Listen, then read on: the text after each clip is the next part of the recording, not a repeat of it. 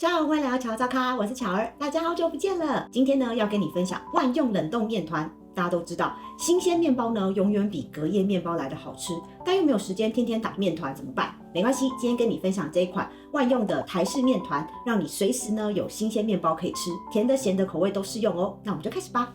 首先，使用新鲜酵母，不是速发酵母。这款专门冷冻面团在配方和做法上都有做很多调整哦。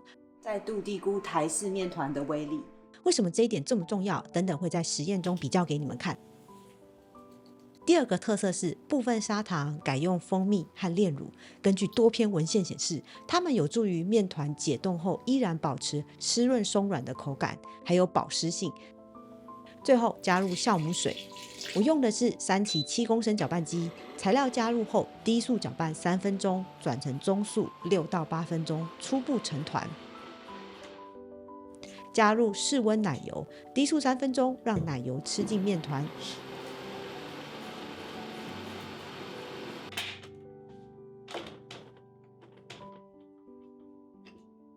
盖上湿布，静置15分钟，让面团做自我水解，形成更多筋性。为了做出台式面包 Q 弹湿润的口感，面团的水分不能太低，搅拌的时间可能比你平常习惯的面团再久一点点。整体搅拌时间大概是15分钟左右。如果你最后还是遇到很湿打不起来的话，可以多加一点面粉做调整。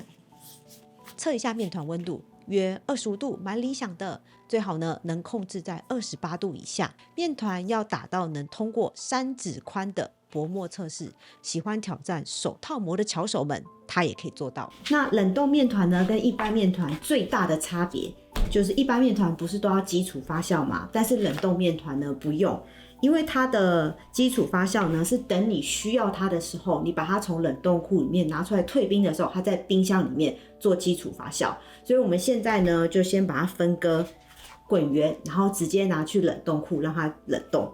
面团呢，因为我们台式面团它的膨胀力非常大，所以面团的克数不用太多，大概60克一个。传统做法需要等面团发酵才能整形，但冷冻面团的设计让你打完面团就能直接进冷冻。发酵的工作呢是延后到退冰阶段才慢慢进行，大幅降低等待时间，也更好安排作业，非常省事。配方可做13颗，难得这么多面团需要滚圆，我来练习一下，双手开工。将分割好的小面团直接放在金属烤盘上冷冻，一点点间隔就好。表面盖保鲜膜，尽快送入冷冻库，让面团降温。那现在呢，把我们刚刚冷冻大概1个小时已经变硬的面团收到我们的密封盒里面。那你可能会觉得说，为什么不一开始就放在我们的那个密封盒里面？这样有点多此一举。主要呢，原因有2个。第一个呢，就是我们的面团呢，希望它在降温的速度越快越好，因为温度呢降得越快，那水分子呢在形成那个冰，我们希望它结冻嘛，它的冰晶呢就越小。那一般呢商用的设备呢，他们会是进那种-40度急速冷冻系统，让它快速的冷却，这样形成的冰晶是越小的。那因为我们自己在家里的话，冷冻的系统大概就是-18度C， 所以我们才希望透过金属烤盘，让它接触冷空气的面积变大，冷却的速度越快是越好的。这样你的面团呢，在退冰的时候比较不会干燥。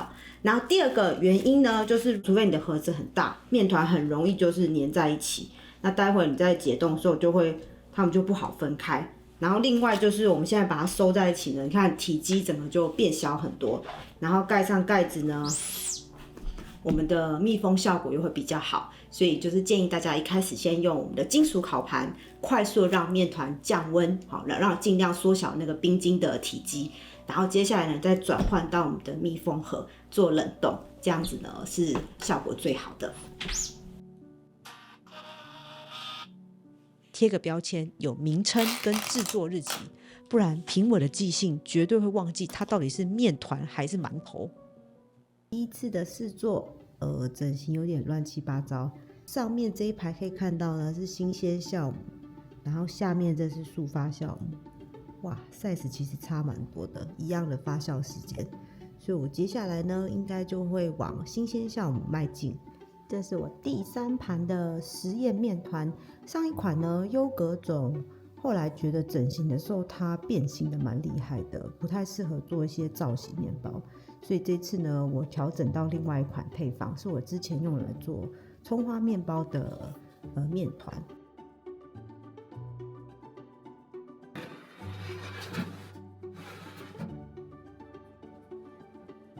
发了1个小时15分钟 ，check 一下，哦，可以。那现在来做最后装饰，装饰完毕。红豆、火腿、盐奶油卷、朴实的三明治。欢迎来到翻车事故现场。热狗卷遇到的困境就是面团比热狗实在大太多了。60克的面团对这个小热狗实在太多，尤其这款面团的膨胀力、后坐力很大，所以接下来呢，我要把它调整到面团大概30克左右，不然就是一个烤盘呢，顶多只能烤大概6个面包就差不多了，再多的话面团就会粘在一起。这是我的第3批实验品。烤面包的时候大概还是要在烤箱的第4层，第3层的话上色会太快。然后红豆面包呢，我发现了这个是用刮刀切的，然后第4盘的时候我改成用剪刀，剪刀是不是比较漂亮，对不对？你看剪刀有一个花形的感觉。三明治算蛮简单，只是整形的时候要注意一下面团要均匀一点。菠萝面包出炉，天哪，这也太惨了吧！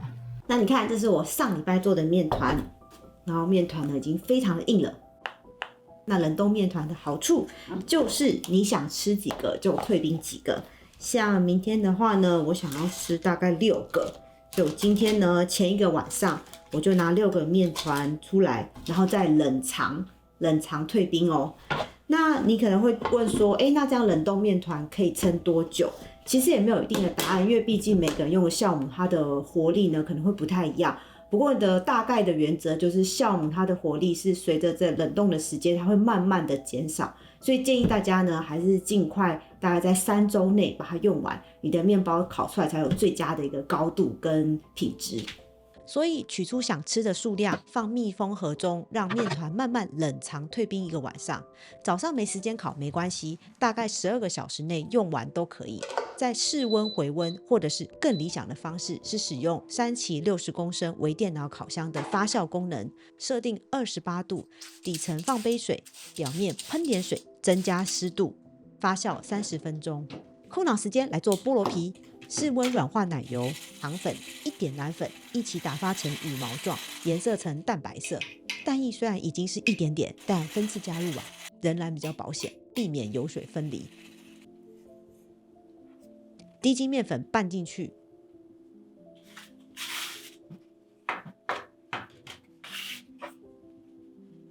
拌到不会粘手，面团非常柔软的状况，菠萝皮就完成了。分成25克一个，对60克的面团。关键来了，面团要回温到20度以上才能整形，测一下温度22度 OK。 开始整形，今天呢6个想要都做不同的造型。那先从菠萝开始。菠萝面包包法是菠萝皮在外面，一边呢用大拇指把菠萝皮往下推，一边呢转动面团往内推。菠萝皮呢要完全覆盖面团，菠萝面包呢需要蛮多技巧的，我还需要多练习。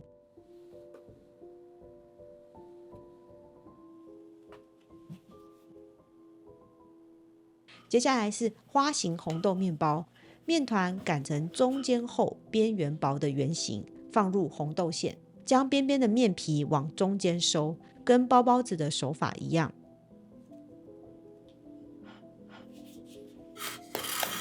最后稍微压扁，剪刀呢往中间剪1公分的裂口，总共6刀。这是小香肠卷的做法，面团分成2份，一份30克，擀成长条状，卷起来封口收好，擀成细细的长条状，长度呢就看你手边的香肠决定，大概是香肠的3倍长。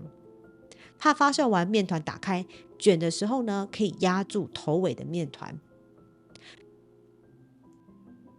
怎么吃都吃不腻的盐奶油卷。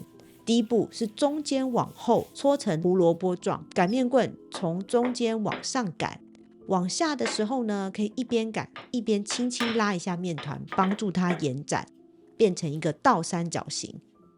放一克约7公克的奶油，卷起来的时候边边可以封口一下，避免它流出来，但偶尔还是会流满地啦，运气，顺顺的卷完。看似朴实但最百搭的三明治面包，擀成椭圆状之后，长边面向自己，卷起来封口，搓成呢约12公分的长条状，接缝处朝下稍微压平。葱花辫子面包，面团分成3份，擀平后卷起来搓成长条状，以3股辫编织方式编完。详细的教学请参考之前的影片，最松软的葱花面包巨大版。今天这款呢是1人份正常大小。6款造型完成，面团彼此要保留蛮多空间哦，别小看台式面包的爆发力。这款2025年新上市的3期60公升烤箱，发酵功能非常完整，可从28度设定到38度，一度一度的精准微调，最后发酵设定33度1个小时。先来做最后装饰。好险烤盘很大，因为台式面包啊，它真的会长得蛮大的，所以面团跟面团的间隔一定要够，不然最后你的面包粘在一起，外形就没有那么好看。每一颗面团都要刷上蛋液才会亮晶晶，其中几款需要做点装饰，盐奶油卷放点盐，红豆面包撒上芝麻，葱面包最后要叠着满满的葱馅，有葱小弟小当家的把关，葱量要很大气。放在烤箱倒数第2层，上火210度，下火170度，烘烤11到12分钟。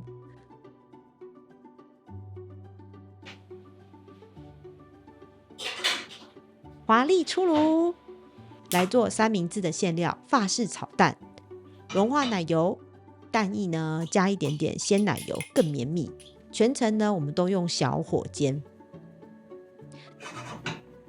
蛋液差不多凝固之后，关火，让锅子的余温把炒蛋给凝固，撒点盐，刨点帕玛森起司来调味。